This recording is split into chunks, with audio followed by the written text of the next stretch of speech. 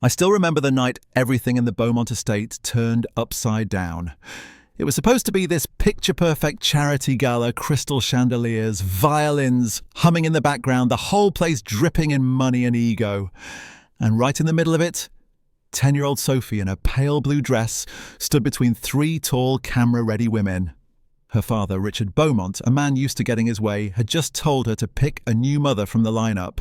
The crowd was half watching, sipping champagne, waiting for a sweet moment. But Sophie didn't even glance at those models. She turned, pointed across the hall, and said, "Clear as a bell, I choose Layla." Every head swiveled, and there I was, Layla Carter, standing in the doorway in my Navy work uniform, holding a cleaning tray. I froze. Richard's voice boomed before I could even blink. "Absolutely not. That Maid will never be your mother." His words cracked like a whip.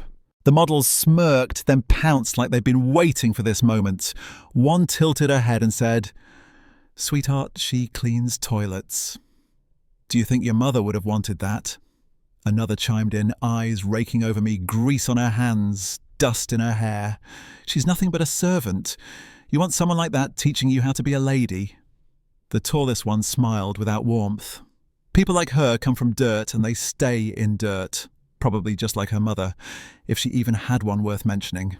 I'd been called worse before, but when she dragged my mother into it, my mother who'd worked herself to the bone so I could have a shot at a better life, something in me snapped. I stepped forward, voice low but steady. "Don't you talk about my mother. Don't you talk about anyone I love. Ever." They laughed, dripping with mockery. "Oh, how noble," one of them sneered. Richard's patience broke. He grabbed a crystal glass and hurled it. It caught me on the side of the head. Water and glass everywhere. The sting, sharp, warm blood sliding down my temple. "Get out!" he roared. "You're finished here. Be gone by morning." Sophie's voice cut through the gasps. "No, she's my family!" She was crying, clinging, but he dragged her upstairs while guests turned their eyes away. I stood there, blood dripping onto marble, too stunned to move.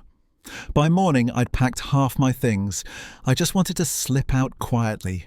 But then, from across the frosted lawn, I heard a scream. Sophie thrashing in the icy pond. I didn't think, didn't breathe. I dove in the cold, hitting me like a wall, pulling her toward the bank with everything I had. By the time Richard arrived, she was wrapped in my coat, shivering in my arms. She wouldn't let go. He froze, guilt in his eyes for the first time, and in that moment I saw the man behind the money. That night he came to me. "I was wrong," he said, his voice quieter than I'd ever heard it. "Stay. Not as staff, but as Sophie's caregiver with pay benefits respect."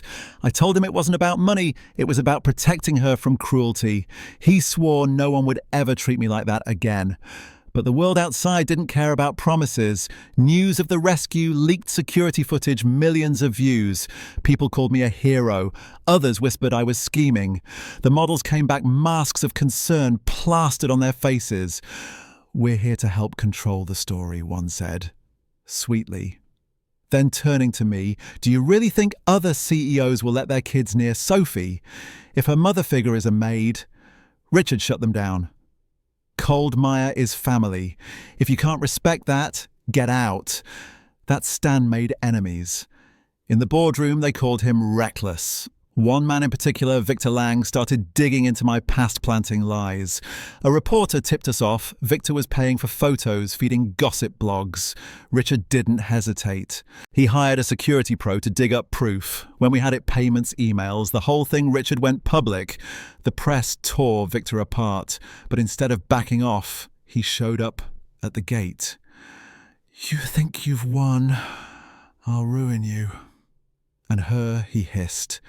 Then came the games, a drone over the garden, a man caught trying to break the gate lock, a photo of me through the greenhouse glass mailed to the front door.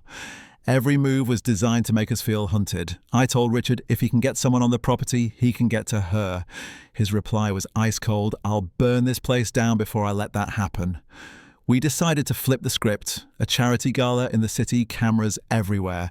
We knew Victor couldn't resist. Sure enough, one of his paparazzi was caught planting doctored photos. The police got involved, his name tied to it all over the evening news. But the worst blow came from inside. One of Richard's most trusted assistants, Marie, had been leaking information to Victor. She cried, said he promised to protect her family. Richard just shook his head. You betrayed the family that trusted you most. The break we needed came from a woman named Eleanor, a former associate of Victor's. She led us to a warehouse by the docks, his base. That night we slipped in, recorded him planning more attacks. Police stormed in, arrested half his crew.